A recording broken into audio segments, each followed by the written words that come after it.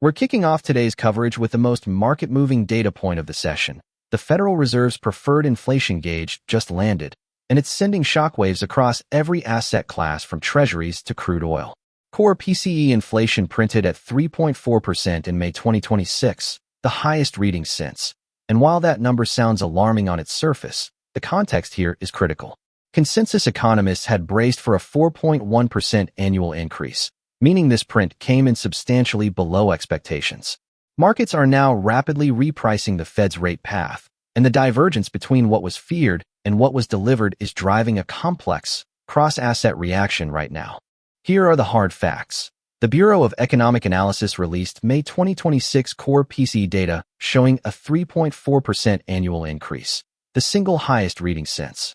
Wall Street's consensus forecast was sitting at 4.1%, so this is a meaningful dovish surprise by any measure.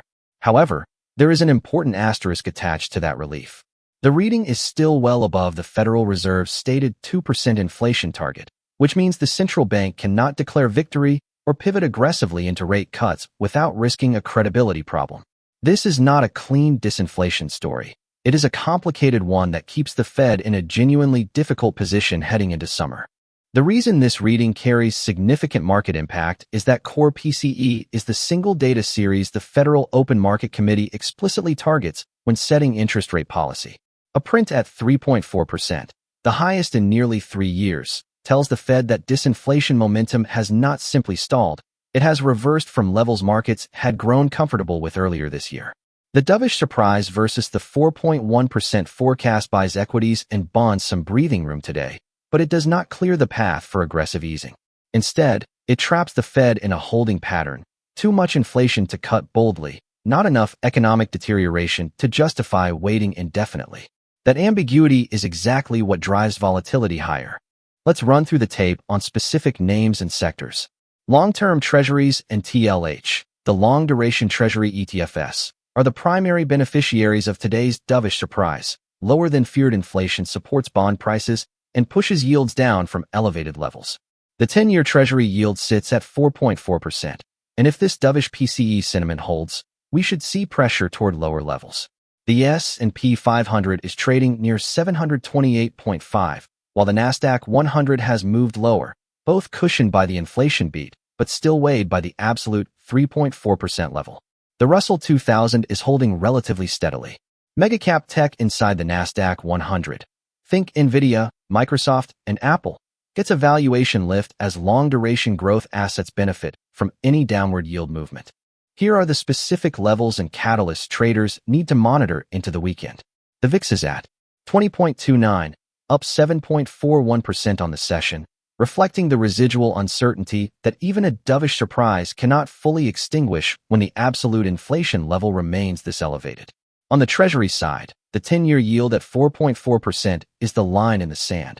A sustained move lower would confirm the market is pricing in earlier Fed cuts, sending long-term treasuries higher and rotating capital back into rate-sensitive growth. Watch the 2-year yield at 4.15% for clues on the Fed's policy path.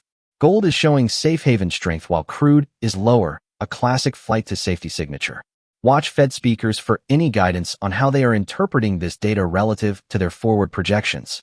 The single most important takeaway from today's core PCE print is this.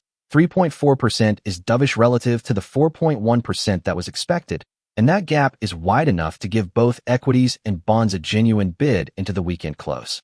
But 3.4% is still the highest reading since, and it sits well above the Fed's 2% target. That gap is too large to allow the central bank to pivot aggressively, and it is precisely why the VIX remains elevated even as stocks hold relatively steady. This is a moment of mixed signals, not a green light for risk-on positioning. That's the full picture on today's core PCE inflation release and what it means for Fed policy and markets. Coming up next, a story reshaping capital flows and corporate strategy across a major global sector. Pivoting now from the broader market picture, a major legal development in education policy landed overnight, and it has direct implications for federal spending, the deficit outlook, and the bond market.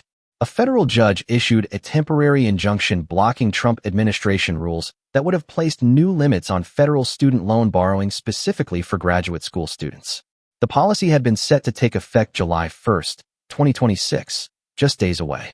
That deadline is now frozen pending further litigation, preserving existing borrowing access for affected grad students and dealing a significant early setback to the administration's effort to rein in federal education lending. Here is the precise legal and policy reality. The Trump administration's rule was designed to constrain graduate-level federal borrowing limits, a targeted effort to reduce education department disbursements and contribute to fiscal consolidation. The court's temporary injunction halts implementation entirely, meaning graduate borrowers retain full access to existing federal loan programs through the litigation period. No specific dollar figure for projected fiscal savings was ever publicly quantified by the administration ahead of the ruling, which itself reflects how politically sensitive the estimate was. Markets had fully priced July 1st implementation, meaning this injunction is a genuine surprise that resets the fiscal calculus entirely. The deeper significance here is macro, not just educational. This injunction removes one of the few near-term fiscal consolidation levers the administration had in its toolkit.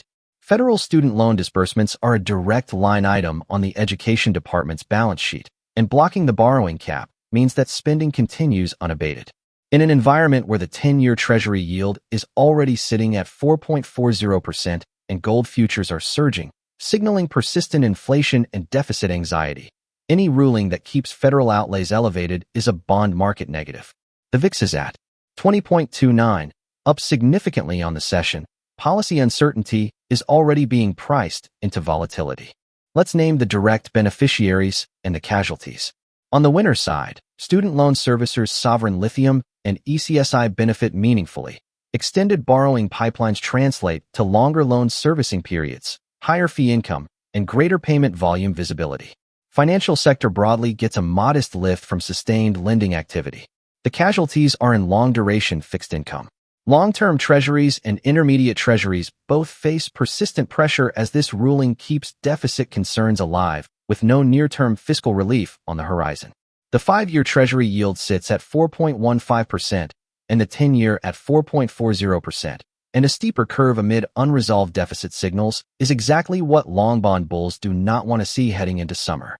The key catalyst to monitor is the government's next legal move.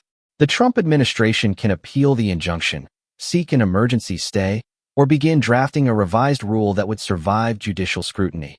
Each path has a different timeline and market implication.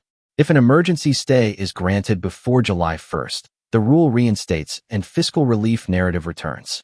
If the injunction holds through summer, expect long-duration yields to remain sticky near current levels. The 10-year yield at 4.40% is the critical signal. A sustained move above that level would amplify pressure on growth equities. Watch for any administration statement by end of week. The bottom line is this. The federal judge's injunction is not just a legal procedural moment. It is a macro signal that fiscal consolidation through education lending constraints is off the table for now.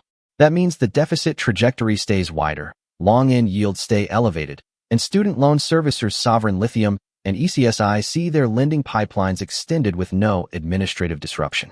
Equity bulls hoping for a shift in the deficit narrative get no relief from this ruling. Those are the two stories that matter most today. A full deep dive breakdown is now up. Watch the 10-year at 4.40% and any administration appeal filing as your next sequencing signals into next week. If this kind of deep dive market analysis is what you come here for, hit subscribe and turn on the notification bell so you never miss a daily breakdown. Every session we go story by story through the moves that actually matter, the macro drivers, the specific tickers, and the levels to watch. See you in the next one.